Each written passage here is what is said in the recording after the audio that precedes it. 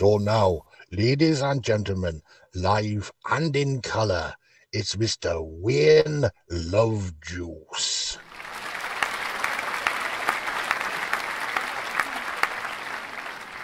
The other day I produced a Louis, had a chat with an interesting chappie who said that the YouTube algorithm really aren't that happy if a channel only broadcasts once a week, so we decided we could text ya whenever we've got a piece of news in our new book on the track Xtra.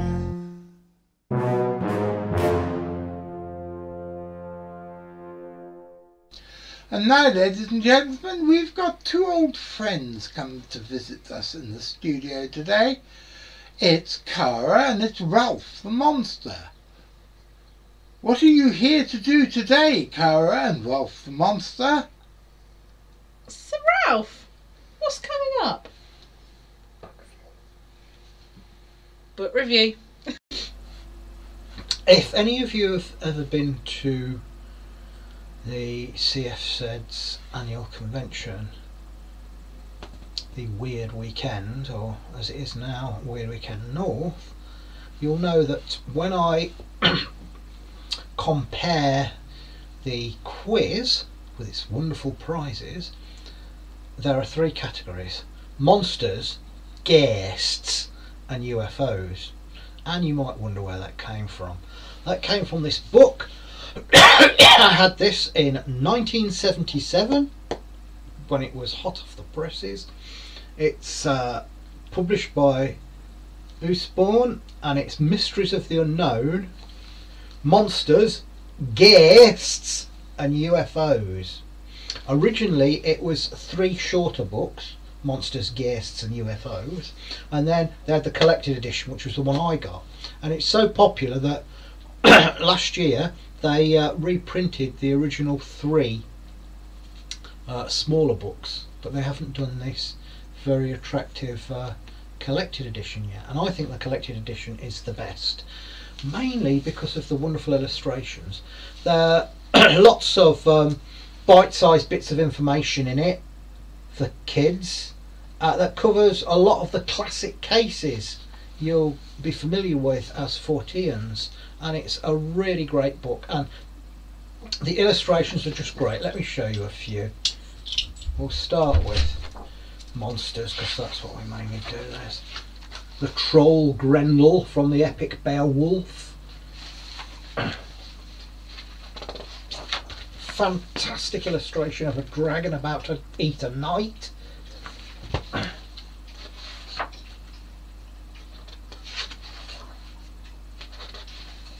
Wonderful sea serpent.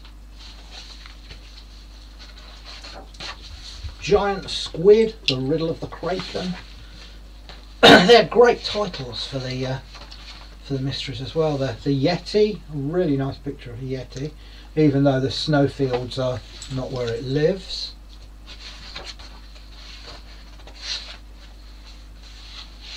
And Ghosts too have a wonderful set of illustrations.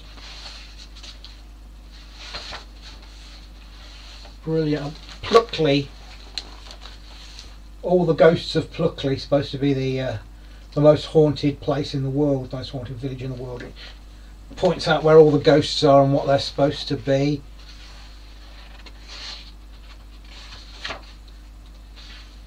And it also gets sceptical in some places as well. It shows you alternative explanations for things, like the Brocken Spectre here, things like that. The fantastic picture of the ghost that's never been debunked from the church in Yorkshire, which was the one they based the picture on in the great novel The Apparition Phase. Monsters is the best illustrated of all of them. And then finally we get around to UFOs, showing you all the different shapes of the UFOs, and There's a great bit. My favourite UFO case has always been the Kentucky Goblins, the Hopkinsville Goblins, and they do some wonderful illustrations thinking of what the Goblins' homeworld might look like.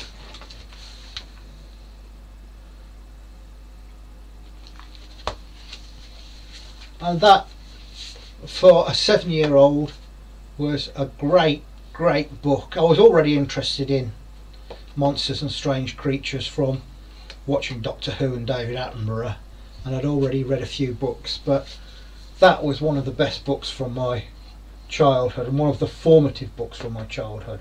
It does turn up on eBay occasionally, and it's well worth getting, and if you can't get that, the 3 sections of the book, Monsters, Ghosts and UFOs, are now all available as reprints.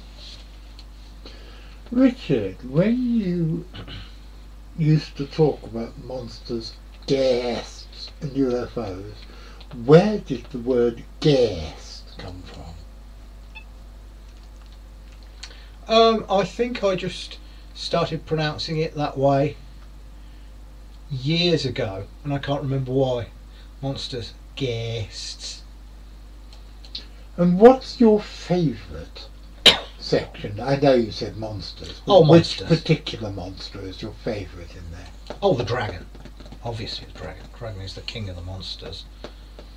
How much detail does it go into in dragons? Does it A treat reasonable them amount as of- real creatures or as... A real matter. It looks mainly at the legends of it from around the world. I mean, if you look, take here where they've got the Yeti page. That's, for a kid's book, that's a reasonable amount of information, and it never writes down to kids. It's written in a fantastic, engaging way. It's almost like Arthur C. Clarke's Mysterious World. Well, this predates Arthur C. Clarke's Mysterious World by several years, but it had that same feel to it. Oh, there's a great picture there of the Black Shuck from the ghost section, and down the bottom here, who's this? Jeff the Talking Mongoose. That's the first time I'd ever heard of Jeff the Talking Mongoose, and of course as a kid I mispronounced it as Geff, because that's what it was spelt like. So did I. I first read about it about him in